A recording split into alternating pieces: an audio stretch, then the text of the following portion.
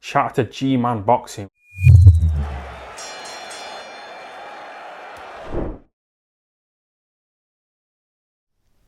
Alright, so Jeremias Ponce knocks out Lewis Ritson in the 10th round. Excellent fight. There's going to be a lot of talking about the stoppage and what the referee did.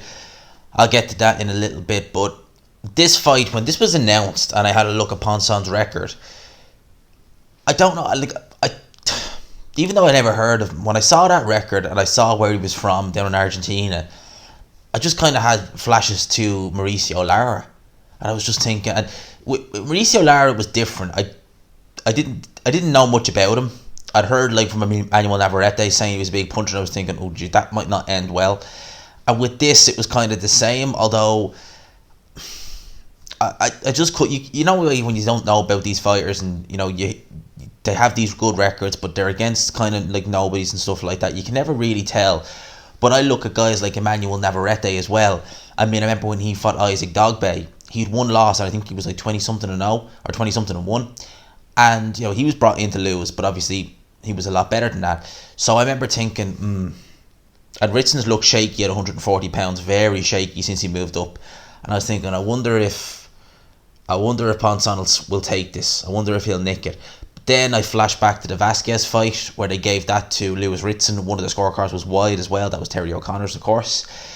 And I just thought, you know what, that even if this goes the distance, even if Ponce deserves it, are they going to give him the nod? Especially in Newcastle with fans in attendance. But from the opening bell, the writing was on the wall. Who was going to win this fight? Lewis Ritson actually did make a decent start in the first couple of seconds. He landed a couple of jabs on Ponce, and you kind of thought, okay, is Lewis Ritson going to be boxing in this fight? Is he going to box a little bit? But then, the first round really set the tone for this fight.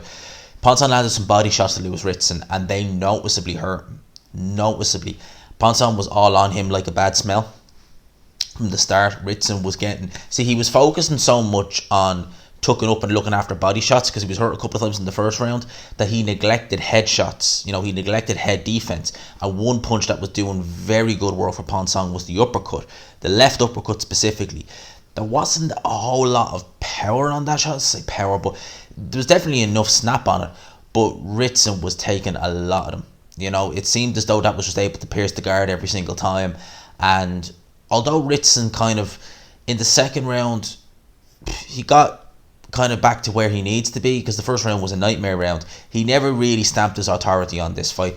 Lewis Ritson at 135 pounds. He had a massive weight advantage on people. He was physically bigger, he was physically stronger. At British level, he was going through people. But at British level, at 135 pounds, 4 years ago, Scott Cardle, Patrick Hyland, who else? Robbie Barrett, not particularly good fighters with the greatest of respect, fairly basic. So he was going and tearing through them. And as soon as he set to European level against Patero, he was outboxed, and that was against the mover. And people thought, okay, is it just movers he struggles with? But in here, he was against the pressure fighter, and there was not much Lewis Ritson could do. His puncher power at 140 is not there. It doesn't, at least to me, he's only had one stoppage at that weight, and that was against a journeyman. His physical strength at that weight is not there. So the advantages he had at 135 pounds, which was physical strength and punching power, they're no longer a factor anymore. So now he's relying on his boxing, which is just, it's not up to standards. His defense is a bit questionable. Not horrible defense, but not great at the same time. And there was nothing there to keep Ponce off with. And whenever Ponce would get close and would let some of them shots go, he looked very dangerous. When he backed Ritson up again the ropes, he was looking extremely dangerous. Some of the shots he was throwing were crude, and they were missing, and he was leaving himself open. And you think a good counter puncher, if he was doing that against, say, someone like, Josh Taylor, Jose Zepeda, someone like that, he'd be in a bit of trouble. But against Lewis Ritson was just overwhelmed. Matthew Macklin was on commentary instead of Barry Jones for reasons I don't know, and he had a shocker because he was pointing out the obvious constantly. At one stage he was saying that all these rounds were close. No, they weren't. This was again one-sided. This was one-sided from start to finish. Apart from maybe the second round, and even then you could question that. Lewis Ritson didn't win a round in here. It was all Ponce. It's the second fight in a row now. Lewis Ritson's really been, at the deep end. I mean, against Vasquez a mover. He moved around the ring very well that night. He threw a lot of punches. None of them really hurt Ritson. but Ritson got the nod. In this fight, it was the opposite. This was a guy who came to fight, he came to pressure him. He basically used offense as his defense, and he really showed several holes in Ritson's game, and he exposed the weaknesses that Ritson has at 140 pounds that he didn't. They were strengths at 135. He doesn't have them anymore now. It's the weakness. He doesn't have the punching power to keep these guys off. He doesn't have the physical strength to be able to, stamp his authority and, okay, let's bully you in a clinch. He's getting pushed back. So for me, Ritson, the writing was on the wall from very early on, and I think Matthew Macklin, the phrase he used was, this has 12 rounds written all over it, unless someone gets a knockout. I mean, we should... Again, I know, I'm glad I'm not going to be listening to Sky anymore after this, but that's like saying, look at the Euros. That's like saying, this football match has 0-0 written all over it. Unless someone scores, of course. That commentary like that. Go into the 10th round. 10th round, Ritson's taking a bit of a beating. His gas tank was probably running on empty. Ponce seems to have very good stamina because he was still fresh in the 10th round. And he landed a body shot. The body shots were hurting Ritson from the get-go. That was the thing he was taken up most with. That was the thing he was trying to defend against most with. It's the thing that has always been an issue with Ritson. I remember against Patera, and I think it was the 7th, 8th round. He was able to hurt Ritson to the body. Now, he's not a noted puncher, alright, but he was able to hurt Ritson to the body. So Ritson's body, certainly at 135, he was obviously cutting a lot of weight. At this weight, he is a bit stronger, in terms of, he's not draining himself. So I suspect that the body of Ritson could be suspect, you're a bit like Keith Thurman, very suspect around, the ab area. Maybe it just doesn't take a good body shot. So he went down, and the cornermen threw in the towel. Now, this is where a lot of people are asking questions on, and a lot of people are up in arms with. Steve Gray, the referee, who is an excellent referee, by the way, make no mistake, Steve Gray is one of the best in the UK. I've said that for a while. He's a very good referee. He ignored the towel.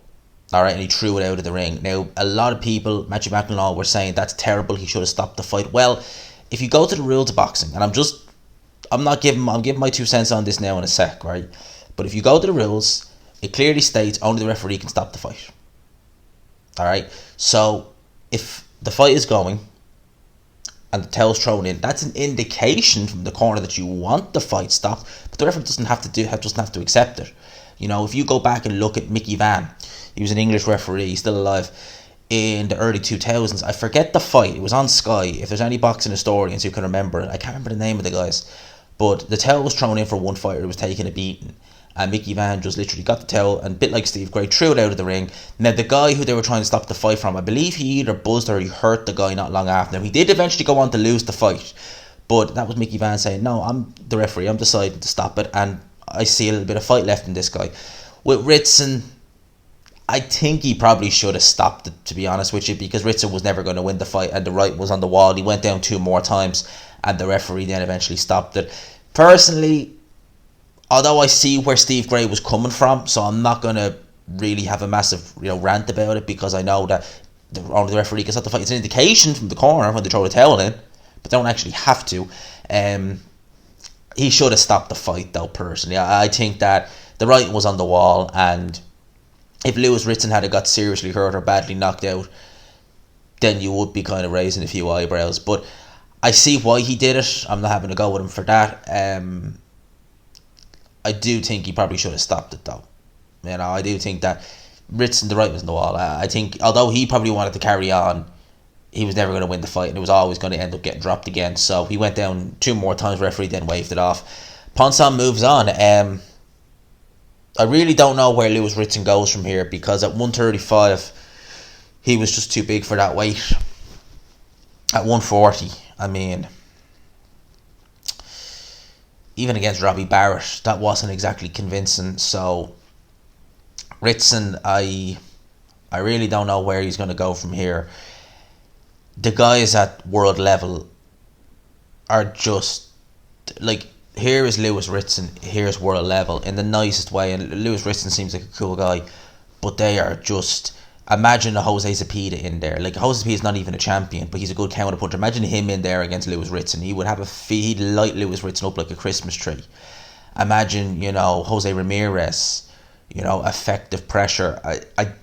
These aren't even champions. I'm not even going to mention Josh Taylor, but that just, to me, a bridge too far. Someone like Jack Catterall, yeah, maybe. But maybe get O'Hara Davis, yeah, maybe I could pick him over. I pick Lewis Ritson over those guys. But at world level, nah, man. No, so we need to see what Lewis Ritson does from here. If you could do 135 safely, it might be an option because he does have the size, but he went up to European level and was found wanting. So we need to see kind of where Lewis Ritson is. But other than that, it was a great fight. I hope you enjoyed my little 2 cents on this. Let me know in the comment section what you thought of the fight, what you think of Lewis Ritson's performance, where you think he'll go from here. If you could, lads and lasses, smash the like button. It'd really help your boy out. Hit the notification bell as well, and subscribe, of course, if you haven't already. #GMasRocks, all that good stuff. For now, lads and lassies, I will talk to you. Peace.